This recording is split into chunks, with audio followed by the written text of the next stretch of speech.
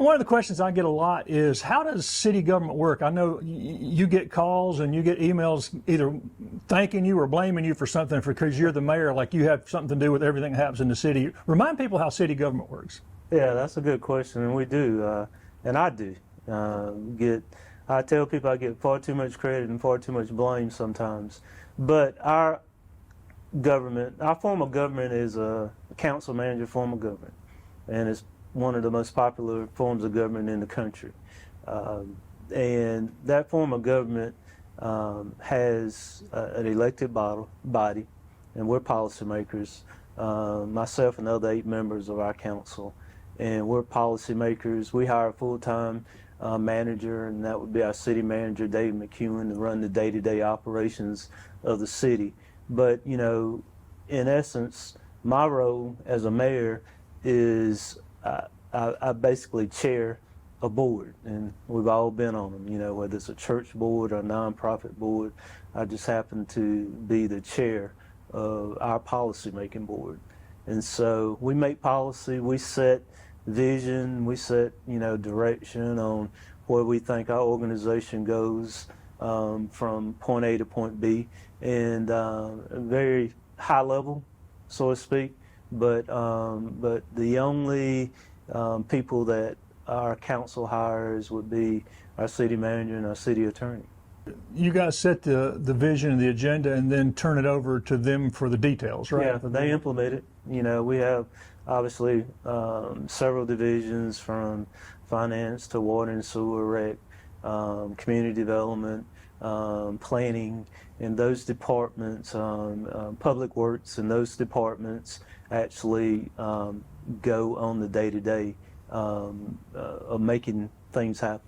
This is no surprise to you, but how many newcomers we have here, and it seems like every day I meet people who, hey, glad to be here. How about just give me 3 things that you think make Anderson a special city? That's a good question. I mean, we do see a lot of it. Matter of fact, we made up a new term. We call them, when I was growing up, and you were old enough to remember a term called city slickers. And we've come up with a new term. We call them city seekers. And city seekers are looking for a number of different things that we have. They're looking for a warm climate. They're looking for a low cost of living. They're looking for a variety of work opportunities. We have a lot of cultural events. We have recreation. We have a lake. And so people are moving to this part of the country in droves. The upstate of South Carolina, there are 1.5 million people in the 10 counties that border upstate South Carolina. And so we're experiencing, our city, our county, we're experiencing that growth. And what are some other things? You mentioned climate. What are some other things you think that make Anderson specifically special? Well, I think probably the fact that we are known as the electric city. And so that means to me, that connotation, I was listening this weekend to the, I didn't get a chance to go to the West Side State Championship game, but I noticed that the announcers on TV kept referring to us as the electric city. And so we're known for innovation. I think one of the things that, as I think through that question, is the fact that we have a historic downtown. And we have also several neighborhoods that are historic districts. And so we have been able to preserve history.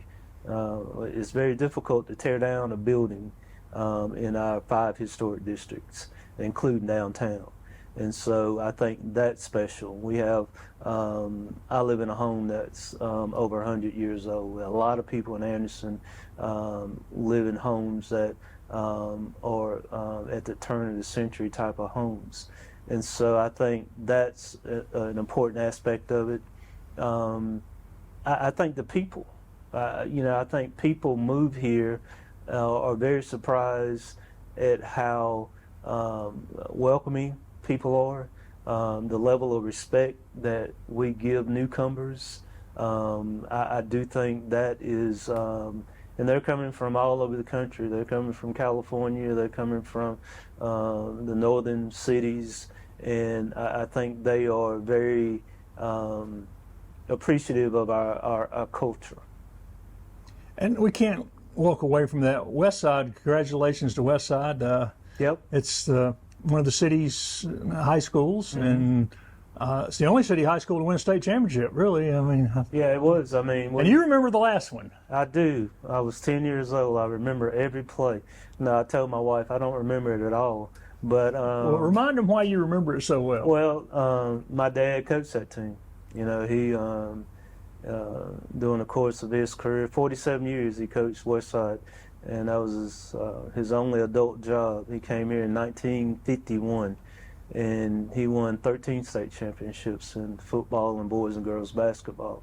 But that was our last state championship in '69, before integration, and I think we went to the state finals, I think, in '87.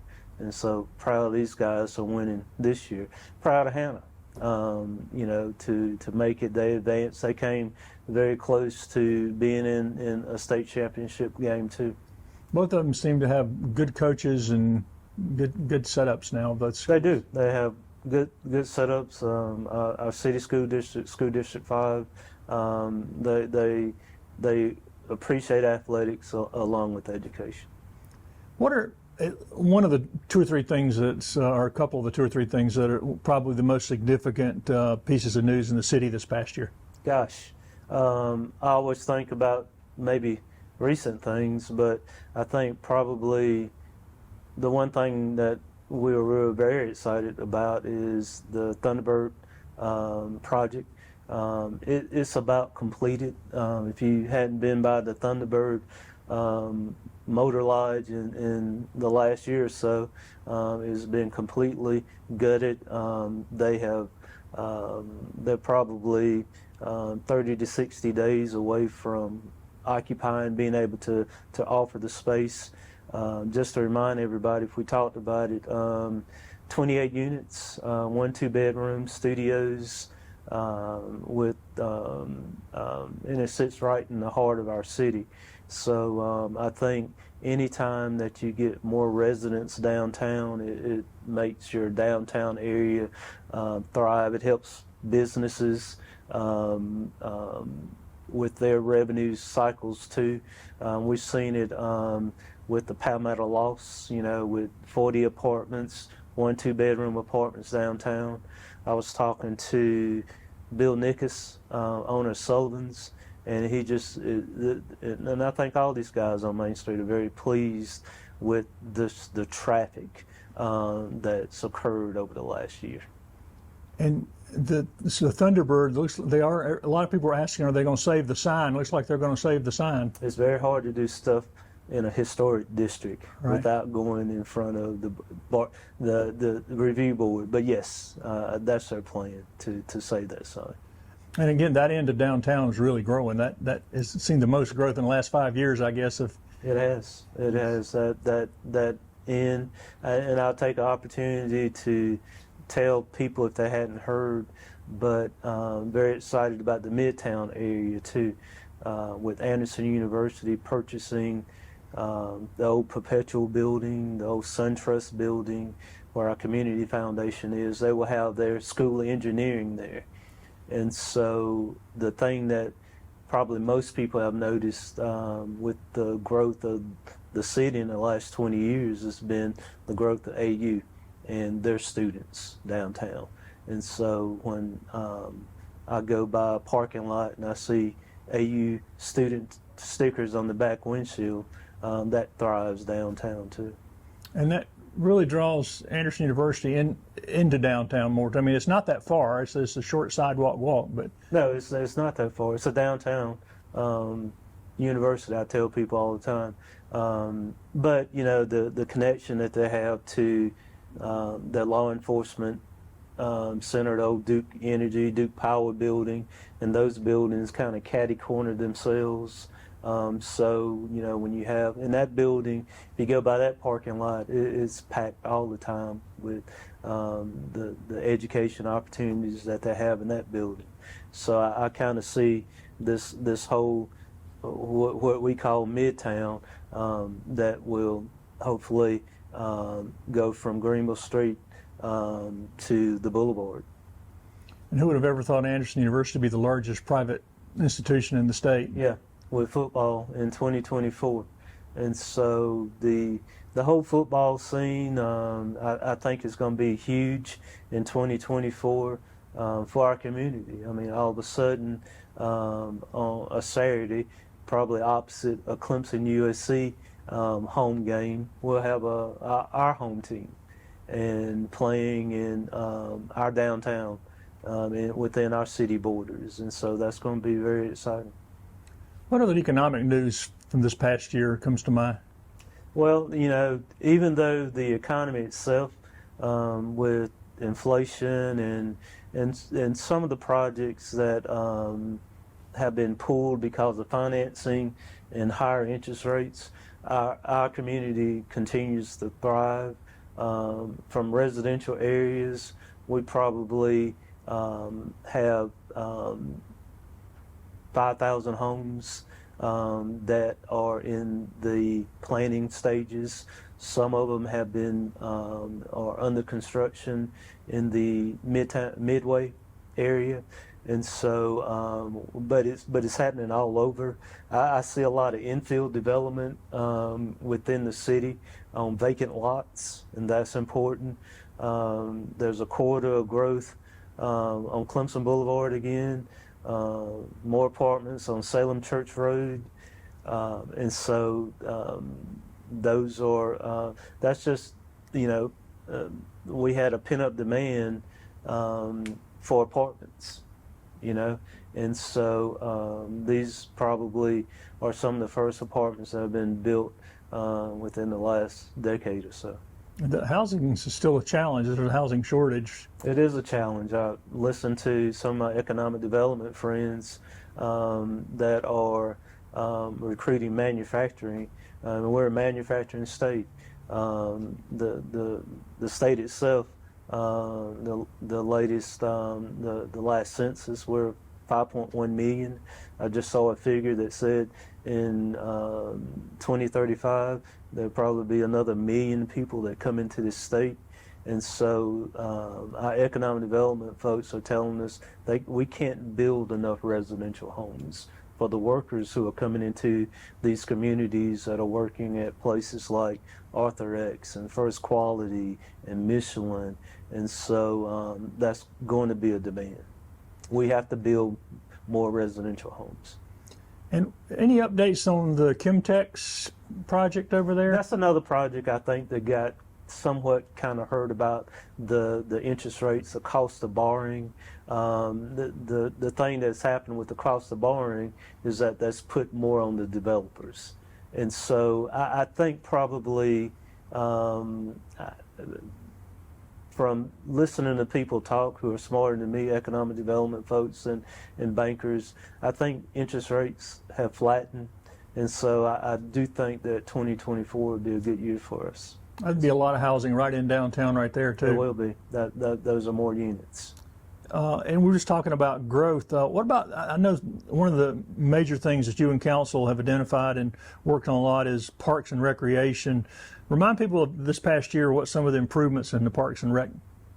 Well, you know, we this year was the first year that we were able to fully program the recreation, the phase 2 part of recreation, our recreation master plan for ball fields. And so we had state-of-the-art ball fields, 2 ball fields, or multi-purpose ball fields that can serve as football, soccer, baseball, with turf, with bleachers. And so very excited about that project. We continue to make investment in our parks. We made a major overhaul the year before it, B. Thompson Park, and it's become, you know, a very popular park for all our citizens. It has great equipment. We've gone away from dirt and bark, and they have synthetic surfaces that are very acceptable to kids falling. They're ADA compliant. We just did the same thing with DB Walker Park. That same setup with slides and gyms, sets and so forth. And we will start the lower half of Lindley Park in January. And so we just approved the purchasing of the new outdoor shelter. So we'll have that and purchase that so we can have that in place. They'll start moving dirt there January. Just to recap, I know we talked about this, but we'll take Lindley Park and take the 2 ball fields out of Lindley Park and have more green space there. That's why we moved those ball fields to the rec center. We're going to restore Whitney Creek. We're taking the concrete culvert out of the creek and putting a more natural flow of setting. We think that'll be good. It'll kind of control the flow of water when we get really bad storms. So that will become a very important part for the city. And you'll have trails connecting all these parks you mentioned so far and beyond, right? And beyond, the vision, we have a very big bike and pedestrian trail, but this one will follow Whitney Creek to B. Thompson Park, eventually making a connection to downtown. And so those things are in place.